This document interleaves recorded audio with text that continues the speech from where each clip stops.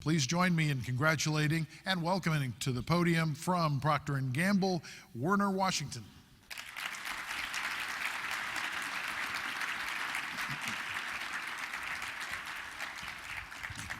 Much appreciated. Much appreciated. Thank you so much. Well, good morning, all. So good to be with you. Richard, I want to thank you so much for that very kind introduction. Also want to thank my friend Jason Moss here. I met Jason at the Manufacturer of the Year Awards banquet back in April. He asked me to attend this conference and be the keynote speaker. Of course, I immediately accepted. Jason, thank you so much. This is a real privilege. It is a blessing to be able to retire from a great company like P&G over 35 years. 2019 was a great year for our plant, winning the Manufacturer of the Year Award for Georgia, winning the internal award for P&G being the best plant in North America. Again, very, very humbling, but I have to tell you that as a plant, it was never our goal to win awards. Our objective was to be the best at helping our company deliver total shareholder return. And of course, that's all about helping to grow sales, helping to grow profit, and helping to grow cash. As you can imagine, we built a ton of manufacturing capability. What you may not know, though, is how we did it. And that's what I want to talk about today. So, as an agenda, what I want to do is just talk about some of the changes I've seen in manufacturing over the past 35 years. Let's talk about culture and why it's important. And that's the real punchline around how we were able to build this very important manufacturing capability. I want to introduce you to a culture model that I've used for a long time, and then talk about how you might use that culture model in your organization. Okay? Let's talk about the changes in manufacturing. You know, when I joined P&G 35 years ago, there was a big gap in terms of manufacturing capability between P&G and other companies. What I've seen over the past 35 years is that gap is narrowing. Okay? Everyone's building the same type of capability. We're all recruiting the same types of talent. So there's a reduction in the variability of capability. Also, if you look at the global marketplace, competition is fierce. I know at P&G, we struggle to maintain share, struggle to grow share. And if you think about those total shareholder return deliverables of growing sales, growing profit, growing cash, if it's difficult to grow sales, then you really got to rely on your profits to be able to deliver your total shareholder return. And of course, manufacturing is all about delivering those savings to help enable profits. Okay? In order to deliver those savings, all of us in manufacturing understand that we have to be focused on driving losses to zero. It's all about building that all-important manufacturing capability. And people call it different things. Some people call it lean manufacturing. In P&G, we call it integrated work systems. The objective is the same, driving losses to zero across your supply chain. And then finally, in building that capability, what many companies are understanding is that culture is very important. Culture is very important. I know in Procter & Gamble, our manufacturing capability is called integrated work system. What the guidebook will tell you is, and we have 4 phases of that capability, the guidebook would tell you that it takes 2 to 3 years to pass a phase. Okay? Many of our P&G plants were stuck in one phase for like 10 years. The P&G Albany plant was one of those plants, stuck in that phase for 10 years. Once we understood that we needed to transform our culture, then we were able to pass through 2 of those phases within 3 years. Okay? So, culture. Let's talk about culture. Here's the definition that I use for culture. The set of shared attitudes, values, goals, and practices. How the organization really operates. Attitudes towards strategy and goals. The actual distribution of power and rewards. The actual work people do or don't do. And other norms that explain how things either get done or don't get done.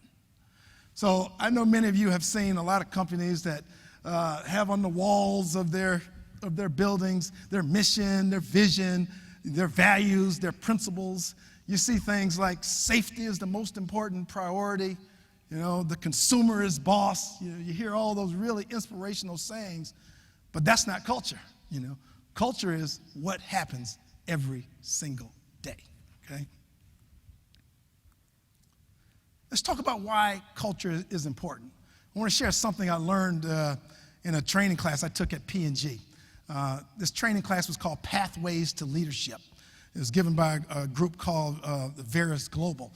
And they coined the phrase. I don't know if they invented it or not, but I'll credit them because this is where I learned it. And the saying is this: culture eats strategy for lunch. And what that essentially means is you can have the best strategy, you can have the best people, you can have the best technology, but if you don't have the enabling culture, it's going to be very difficult for you to win. Right? Let's look at it a little differently. In the spirit of the season, right? This is football season. I'm an NFL fan. My favorite team, it's not the Falcons, I'm sorry. My favorite team is the Indianapolis Colts. The Indianapolis Colts. That's my favorite team. But in looking at this case study, I want to study a couple of teams, okay? The New England Patriots, our arch nemesis. I want you to know I can't stand the Patriots, right? Football can't stand. Not real life can't stand. I really respect them, but I can't stand them, right? But you can't argue with the fact that they've been winning for a really long time, right? And then I want to look at another team, the Cincinnati Bengals. You know, as I moved around with P&G, if I was in a P&G location that either the state had an NFL team or the city had an NFL team, I always tried to root for that team too. They were always my number 2 team. So when I worked in headquarters, I tried to support the Cincinnati Bengals, right? And as I learned more and more about culture, and as I really examine why do some teams win consistently and other teams do not, it led me to just ask some questions. And here's some of the questions that I asked that you might ask also. So if you compare New England to the Cincinnati Bengals or any of these other teams that haven't won consistently, here's a few questions. Which team do you think has more me players versus we players? Which team has the highest number of players that come to training camp in shape, right? Ready for the season? Which team does a better job of rewarding role players versus just the star players like Tom Brady and Peyton Manning, right? Which team better trains their players on the fundamentals like blocking and tackling? Which team has more self-motivated versus coach-motivated teams? And which teams view success as winning a playoff game versus winning the Super Bowl? Okay? These are all the questions that I asked. And as I dug into this, it was pretty clear to me the primary difference between the Patriots and these other teams that haven't been successful is really culture. Okay? And now I want to just double-click on this culture just by sharing with you just a culture model that I've used for over 15 years, okay?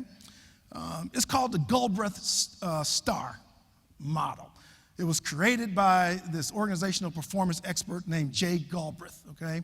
You can Google it. It's called the STAR model. This is actually an older version of the model, okay, that I've used and I will continue to use because I absolutely love it. But what Jay teaches is that if you are going to transform culture, you have to impact 6 different elements: structure, tasks, people, rewards, decision-making, and information, okay? Let's double-click on each one of those. What do we mean by tasks?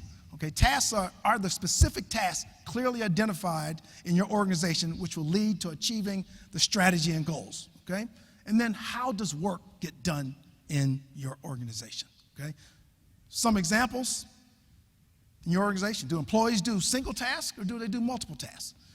Do employees work only in their area of responsibility or do they flow to the work? Do employees work as individuals or do they work as part of a team? All some examples of tasks, okay? The next one, structure. Does the structure permit the right people to work together on the task? And then what's the leadership model? Some structure examples. And as you can imagine, 35 years in P&G, I've seen lots of innovation of our corporate design. But some question, is the organization brand-led, like Bounty and Charmin, or is it geography-led, like North America or Latin America, as examples? Is the organization globally led, or is it regionally led? Is it corporate-led? Is it plant-led? Is it independent or interdependent? All questions we have to ask about structure, okay? And then people. People is all about do people have the skills to do the job, okay? Do people have the skills to do the work you need them to do to deliver the business need? Some examples, all right? Do employees build multiple skills? Do they build single skills? Do employees build skills to operate, do maintenance, lead the process, or lead others? Some manufacturing examples, okay? Moving on, rewards. Are the desired behaviors rewarded?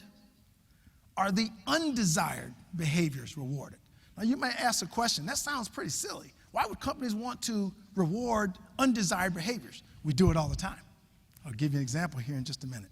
And then how will the desired behaviors be rewarded, and how will the undesired behaviors be discouraged? Okay? Some examples. Are the rewards in your organization for results or activities? Okay? Are rewards for tenure, like seniority, or performance? Are rewards for management relationships or performance? Let me stop here just for a second. You know, I've been with P&G 35 years. You know, it's been a great company to work for. But for about 10 years, we went through a very painful period where we didn't see our stock appreciate. For 3 of those years, I worked up in our headquarters, and I saw a lot of things that I just did not like. Okay? I saw people getting rewarded for activities, things like coming up with nice models, coming up with great PowerPoint presentation, and delivering those to management, getting pats on the back. None of those activities led to improving total shareholder return, and we struggled as a company. When our current CEO came on board here 3 years ago, he started making interventions within this culture model, particularly in this area. And you've seen the stock appreciation in P&G here over the past several years, okay? So some examples of rewards. Decision making. Do decisions reflect the knowledge, experience, and the bias for action? What process will allow people with the right knowledge and experience to make timely decisions? Some examples. Are daily decisions made by management or operators in manufacturing plant? How many approvals are required for daily decisions? Some of you all that work in the big companies, you know this can be a big challenge for big companies. Okay? Information. Is information available? How will people get the information they need to do the task, the work that you need them to do? Do employees have real-time information? Do they receive that timely information on the performance of the organization, or does just management get that? All some examples of information. You know? So if you look at those 6 elements and you go back to our 2 teams, you know, here's the assessment that I did, okay, looking through this Galbraith star, okay? And I know you can't read this, but let me just talk a few things. In terms of the work of the New England Patriots, they have a goal every year is win the Super Bowl. It's not get to the Super Bowl, it's win the Super Bowl. Also, when you look at the work of the New England Patriots, everybody has a job and everybody has a role to play. Not just the players. The coaches have that. The ownership has that. The locker room staff has that. The administrative team has that. Everybody has a role to play. If you know anything about the New England Patriots, they have a saying, do your job, okay? Do your job. If we look at structure, many teams have the same structure, right? Players accountable to the coaches, coaches accountable to management. New England Patriots, they have a 4th part of their structure, okay? It's player-to-player accountability. If you listen to players talk just over the years, they're more concerned about pleasing their peers than they are the coaches, okay? Because they have that peer-to-peer accountability. If you look at the skills, have you ever watched the Patriots? You'll see a wide receiver running back punts or running back kicks, all right? You'll see a defensive back running back punts and kicks. You'll see a linebacker, okay, playing a tight end position, okay? They're trained from multiple positions. I read an article once on New England Patriots, and they train for every single scenario that they'll see during the regular season, the playoffs, or in the Super Bowl, okay? They'll run a drill, a minute, 30-second drill, and then Tom Brady will be leading the team, and then Belichick will take him out and simulate Tom Brady gets hurt. The backup quarterback come in, lead the team to victory in the Super Bowl. As they get closer to the end zone, they'll bring the kicker out, and then he takes the kicker out and brings in the punter, okay? The punter, we're counting on you to make this kick to help us win the Super Bowl. All example of the skills that the players have there. And then in rewards. I know a lot of you all, when you watch the sports shows, you hear a lot about Tom Brady. But you look at Bill Belichick, you know, he gives Tom Brady the credit, but that's not who he talks about if you listen to it. He talks about these role players. The players that come in maybe 10 plays a game. Their objectives, get a first down. When it's 3rd and 1, get a first down. He talks about players that made a great block. He talks about players that made a terrific tackle that stopped the drive. So how do you think those role players feel on the New England Patriots? Okay? They feel like they are important, okay? What's the moral of the story here? Bill Belichick is executing this cultural model perfectly, and he's delivering winning results for his organization. Okay? So let's take a look at the P&G Albany plant playbook. This is our playbook. I'm not going to tell you the whole playbook, okay? But I'm going to give you a couple of highlights of how we were able to transform our culture with each one of these design elements. So let's look at this first one, tasks, okay? Our organization, our work is to run to standard. Our plant has been in existence 47 years. So as you can imagine, we built a lot of experience over those years, okay? And that's all well and fine until our organization went through a big change back in 2008 where we had to go through a downsizing, okay? We offered early retirements. We had about 200, 300 of our highest experienced people leave the plant. And you can imagine what that did to our results. As we talked with our team here 5 years ago, we said we cannot allow that to happen again, okay? It's too important to our people. It's too important to our families. This plant is too important to the community. We must implement a run-to-standard culture where we have great standards in place for every aspect of our operation. People are trained on those standards, and then we just work to simplify those standards over time. When you have a run-to-standard culture, you can eliminate what we call the self-inflicted loss, right? And that's what our objective is. Furthermore, we wanted to make sure that our plant was not dependent on who's sitting in the plant manager's chair. Secondly, building this all-important manufacturing excellence capability, what we call integrated work system. It's all about total employee ownership and a focus on driving losses to zero. Driving losses to zero, okay? You know, if you look back at how we used to run the plant, so on one of our converting lines, you know, we have about 23 people. We have 20 folks on the lines operating the equipment. We have 3 offline folks, you know, the manager, supervisor, or some of you all may call them, maintenance person, process person. And the way we used to run it in the past is the operators would operate, and then the offline people would do all the defect finding and fixing, do all the maintenance, the process work, right? What we taught our team, you know, in terms of the importance of building this capability, 3 people can't beat 20 when it comes to finding and fixing defects and people owning their equipment. 3 people can't beat 20, okay? And then this last one, in terms of the work in our plant, the core rules. The core is the king. Everybody is focused on making sure we can get our good quality Bounty and Charmin products to our customers and to our consumers. You know, there's time as plant manager when I walk out into the operation, and then the line was ready to come up, but then we had some unplanned event that caused us to keep the line down, okay? Consumed a lot more resources. Okay? If we need to clean up the line, then guess who cleaned up the line? The plant manager. Grab the broom, you know, dump the scrap cars. Nothing is more important than the core operation in our plant, okay? So, some examples of tasks. Structure. We developed what we call the Albany Servant Leadership Model. Tell you a quick story. When it was announced that I would be a plant manager 5 years ago, I was working in Cincinnati, and one of my colleagues came up to me. He said, "Werner, I hear you're going to Albany." He said, "You're going to be the king. You're going to go down there and be the king." I got a nice chuckle from that, but I knew what he was referring to. What he was referring to was this, the traditional hierarchical model in manufacturing plant. It's a pyramid, right? And at the bottom, we have our plant technicians. Some folks call them the workers, right? Then you have your first level manager, second level, third level, and at the very top, you have the plant manager, king or queen, right? This is how most manufacturing plants are run. As I got to the plant, I was talking to my leadership team about how we want to run our plant. And this is how we decided we want to run our plant, okay? Now, this is the Albany Servant Leadership Model.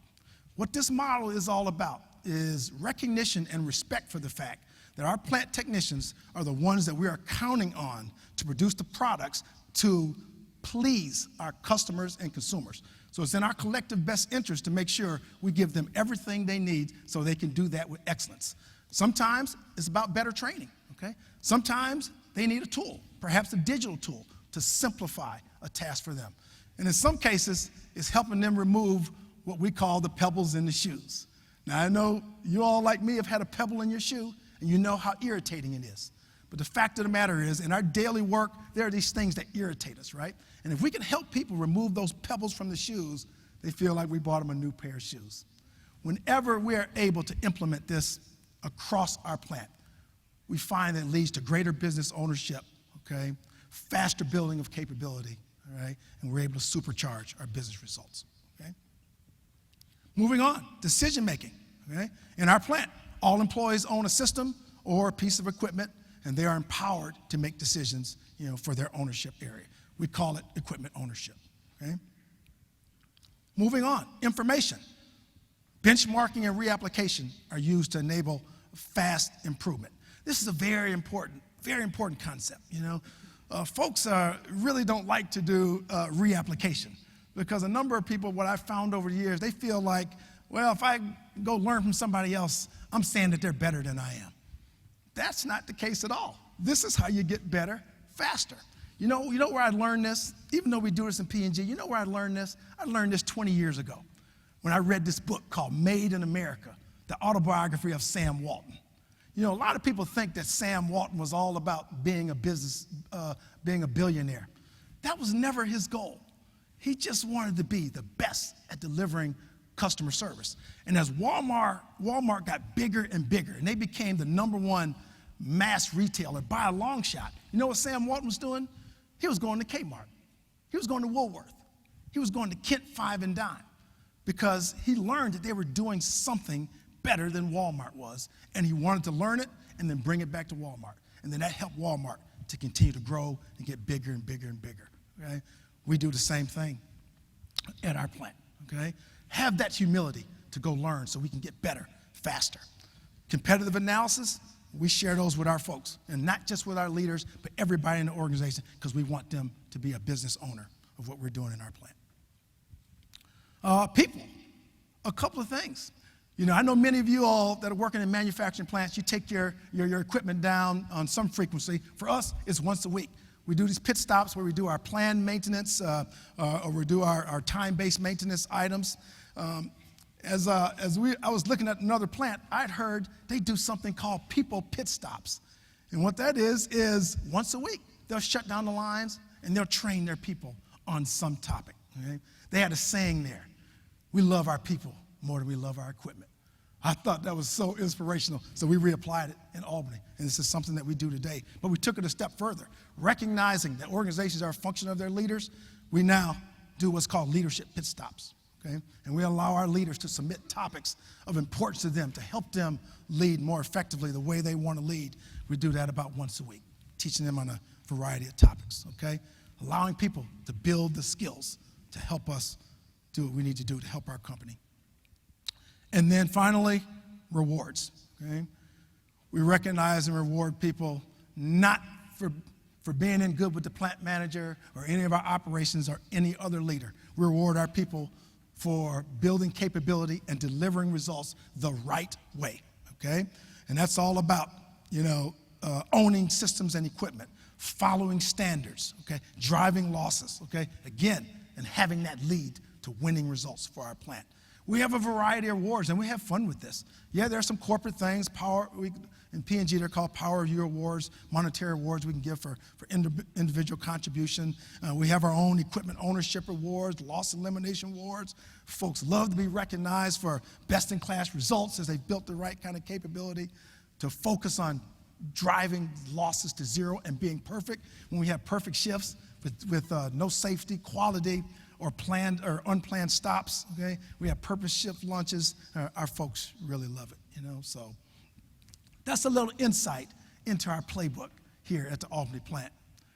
So what is my message to you? what is my message to you?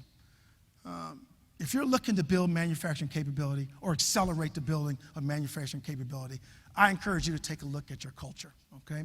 And if you need to assess and design and transform that culture, understand this Goldberg Star model, it works for you. And if you're able to execute that model and leverage that model, I'm very confident that you can build a winning team in your respective organizations. So that's my time. Thank you for listening. I'm going to hang around here till after lunch. I'd love to meet you. Thanks, everybody.